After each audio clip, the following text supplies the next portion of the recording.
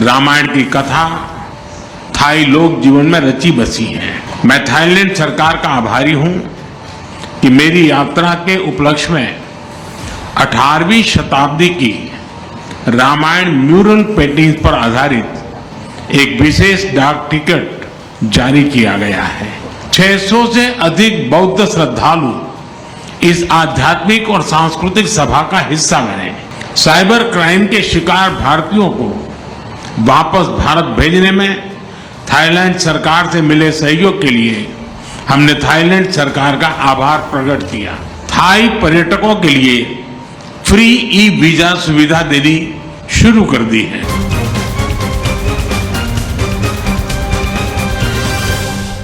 भारत और थाईलैंड के सदियों पुराने संबंध हमारे गहरे सांस्कृतिक और आध्यात्मिक सूत्रों से जुड़े हैं। बौद्ध धर्म के प्रसार ने हमारे जन जन को जोड़ा है। अयोध्या से नालंदा तक विद्वानों का आदान प्रदान हुआ है।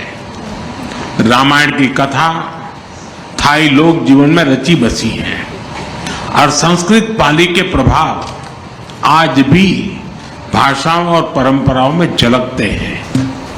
मैं थाईलैंड सरकार का आभारी हूं कि मेरी यात्रा के उपलक्ष्य में 18वीं शताब्दी की रामायण म्यूरल पेंटिंग्स पर आधारित एक विशेष डाक टिकट जारी किया गया है। प्रधानमंत्री सेनावत ने अभी मुझे त्रिपिटक की भेंट की। बुद्ध भूमि भारत की ओर से मैंने इसे हाथ जोड़कर स्वीकार किया। पिछले वर्ष भगवान बुद्ध के पवित्र रेलिक्स को भारत से थाईलैंड भेजा गया। यह बहुत खुशी की बात है कि 4 मिलियन से अधिक श्रद्धालुओं को दर्शन करने का अवसर मिला। मुझे यह घोषणा करते हुए अत्यंत खुशी है कि 1960 में गुजरात के अरावली में मिले पवित्र रेलिक्स को भी थाईलैंड दर्शन के लिए भेजा जाएगा। इस वर्ष भारत में महाकुंभ में भी हमारा पुराना कनेक्शन दिखाई दिया। थाईलैंड समेत अन्य देशों से 600 से अधिक बौद्ध श्रद्धालु इस आध्यात्मिक और सांस्कृतिक सभा का हिस्सा बने। इस आयोजन ने वैश्विक शांति और सामंजस्य का संदेश दिया। फ्रेंड, भारत की एक्ट ईस्ट पॉलिसी और हमारे इंडो पैसिफिक विजन में थाईलैंड का विशेष स्थान है। आज हमने अपने संबंधों को स्ट्रेटेजिक पार्टनरशिप का रूप देने का निर्णय लिया है। सुरक्षा एजेंसियों के बीच स्ट्रेटेजिक डायलॉग स्थापित करने पर भी चर्चा की है। साइबर क्राइम के शिकार भारतीयों को वापस भारत भेजने में थाईलैंड सरकार से मिले सहयोग के लिए हमने थाईलैंड सरकार का आभार प्रकट किया। हम सहमत हैं कि हमारी एजेंसीज ह्यूमन ट्रैफिकिंग और इलीगल माइग्रेशन के खिलाफ एकजुट होकर काम करेगी। हमने भारत के उत्तर पूर्वी राज्यों और थाईलैंड के बीच टूरिज्म, कल्चर, एजुकेशन ऐसे क्षेत्रों में सहयोग पर बल दिया है।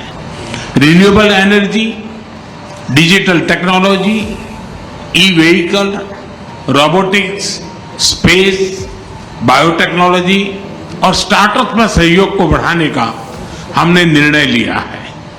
फिजिकल कनेक्टिविटी के साथ साथ दोनों देशों के बीच फिनटेक कनेक्टिविटी बढ़ाने पर भी काम किया जाएगा। पीपल टू पीपल एक्सचेंजेस को बढ़ावा देने के उद्देश्य से भारत ने थाई पर्यटकों के लिए फ्री ई वीजा सुविधा देनी शुरू कर दी है। फ्रेंड्स, आसियान भारत का कॉम्प्रिहेंसिव स्ट्रेटेजिक पार्टनर है और इस क्षेत्र में मैरीटाइम पड़ोसी देशों के नाते क्षेत्रीय शांति, स्थिरता और समृद्धि में हमारे साझा हित है। भारत आसियान यूनिटी और आसियान सेंट्रलिटी का पूर्ण समर्थन करता है। इंडो पैसिफिक में free, open, inclusive and rule based order का हम दोनों समर्थन करते हैं। हम विस्तारवाद नहीं, विकासवाद की नीति में विश्वास रखते हैं।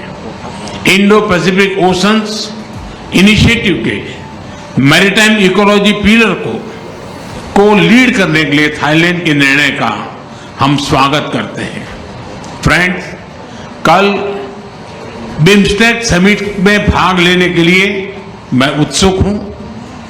थाईलैंड की अध्यक्षता में इस फोरम के अंतर्गत क्षेत्रीय सहयोग को नई गति मिली है। इसके लिए हम प्रधानमंत्री और उनकी टीम का अभिनंदन करते हैं। एक्सेलेंसी, एक बार फिर स्वागत और सम्मान के लिए मैं आपका धन्यवाद करता हूं और त्रिपिटक की भेंट के लिए आपका विशेष रूप से आभार प्रकट करता हूं। बहुत बहुत धन्यवाद। खाप खून खाप।